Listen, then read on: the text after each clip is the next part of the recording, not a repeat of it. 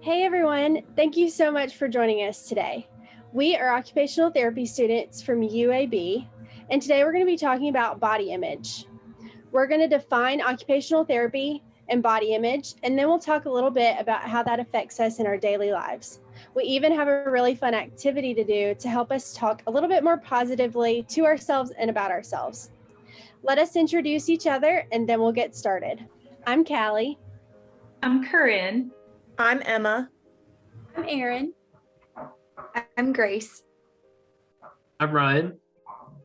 And I'm Taylor. All right, guys. So like Callie said earlier, today our topic is going to be body image, more specifically body image following a surgery or during treatment. And then we're going to talk a little bit about how to re-engage with your family and friends when you might be struggling with your body image. So before we get started, I just want to talk a little bit about what occupational therapy is. So according to the American Occupational Therapy Association, occupational therapy is the only profession that helps people across the lifespan to do the things that they want and need to do through the therapeutic use of daily activities.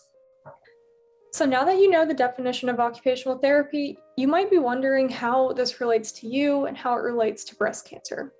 Well, breast cancer and its treatment can limit your ability to participate in activities that are meaningful and important to you. This is because during breast cancer and treatment, there are a lot of physical, emotional, and social changes that are occurring. You might have pain from surgery, or you might have physical limitations that the doctor has placed on you. You might be a little sad or a little confused why this was happening to you, and that'll just bring your mood down.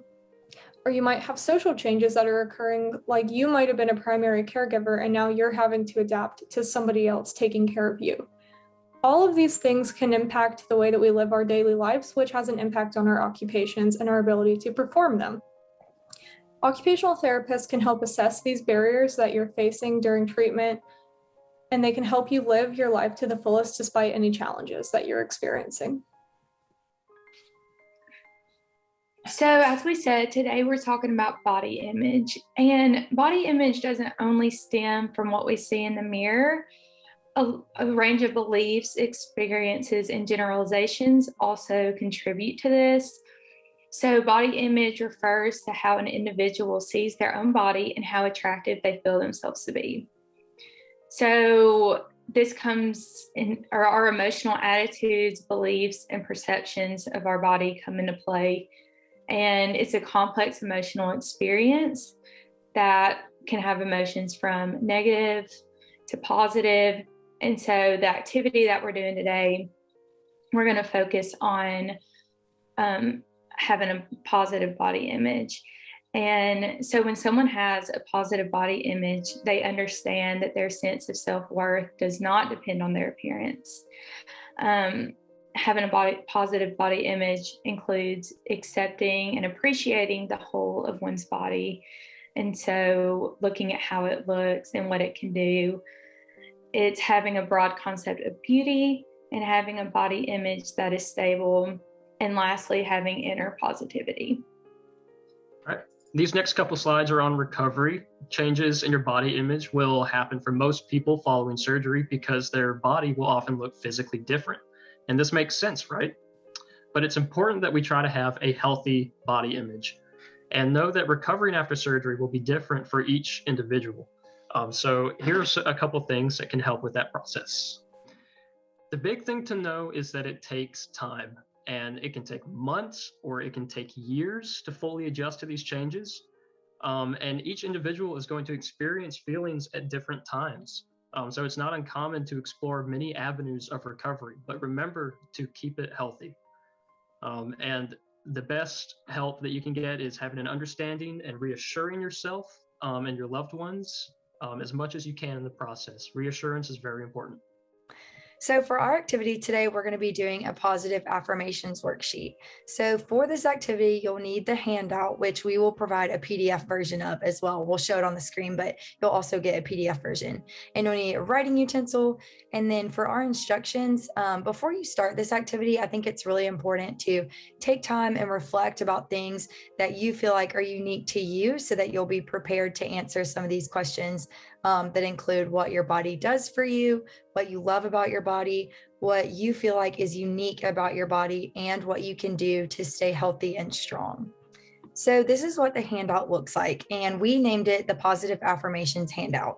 This is a great activity to boost your self-confidence.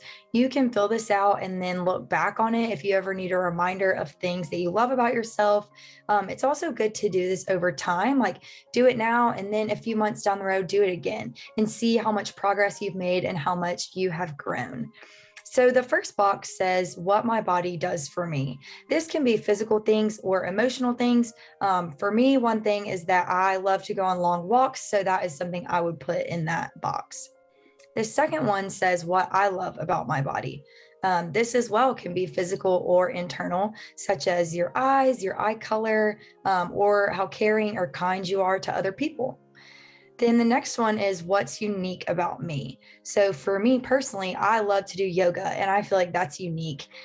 So this can be anything that you feel like makes you special or stand out, or a special skill you have. Maybe you're really great at baking. You can put anything like that in this category. Then the last one is what I can do to stay healthy and strong. So this can be what you like to eat or physical activities such as hiking. For me, I know I always try to drink more water, so that could also go in that box too. Okay, so some other ways or activities to kind of help with body image, that after the activity that Grace just talked about, we have some kind of other ideas. If writing those down wasn't for you, you can try to take a love language quiz if you're having trouble connecting with your loved ones or taking care of yourself. This is something that's not only used in romantic relationships, but also friendships, relationships with coworkers, really any form of relationship. You can take this love language quiz, and there's 5 different love language, and it shows you how you best want to receive love and also how you best give love. And there's 5 love language. There's some of the examples are quality time and acts of service. And so it can kind of just help you to acknowledge those ways that you can show others you love them. Other loved ones know how they can show you love. And so this can just help to strengthen those relationships in a positive way. And another way to keep that positive body image in mind is just to use positive language about yourself and your body to really reframe your mindset and the great qualities that you have that have not been impacted by the diagnosis or surgery, like how Grace was talking about how she's doing great with yoga and some people like to bake. And so just keeping those positive affirmations in mind. And on this slide, we're kind of going to just talking about those things we're going through, and that keeping in mind that positive body language. If your loved ones feel comfortable sharing, let them be open and actively listen. Always encourage one another to talk to someone and talk to other people in your life. If you aren't comfortable talking to someone you know or your family or your caregivers, Forge does offer counseling, and the information about that is on the slide. They have a client services coordinator who's great, and her phone number and email are right in the middle of the screen. And Forge also has support groups to kind of help connect with others who are going through similar things as you. And so we have a link to the website, and as well as the phone number and contact information of the volunteer and support coordinator who can help you get in contact with a support group to kind of meet people who are going through the same things as you. And that can just really help you to kind of find someone to go through these things together with. And if you or your loved one don't like talking out loud, journaling is a great tool for self-expression. We kind of gave an example of an activity that you can do with that earlier by writing down those positive affirmations about yourself. Here are our take-home points for the day. Remember, recovery takes time. Feel free to try and find new ways to connect with those you care about, whether it's through expressing a new love language or, doing activities together and things like that.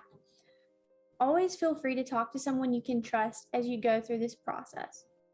Put your paper or handout somewhere you can look at it every day. Another way you can do this is you can use an expo marker to write on a mirror or window that might be in your bathroom or your bedroom so you can see these affirmations every day. Continue to add things to your handout as you think of new things you like about yourself. And remember to stay positive and focus on the things you enjoy to do that make you, you. And here are links to some of the resources we used while researching and finding information to make this presentation in the handout for you guys. And so feel free to use these if you would like to look up more information or, just read more on these topics. Thanks for joining us, everyone. It was our pleasure to share some of these resources with you, and we hope that you'll take full advantage of everything that we shared with you today, and we really hope that you learned something. Bye, guys.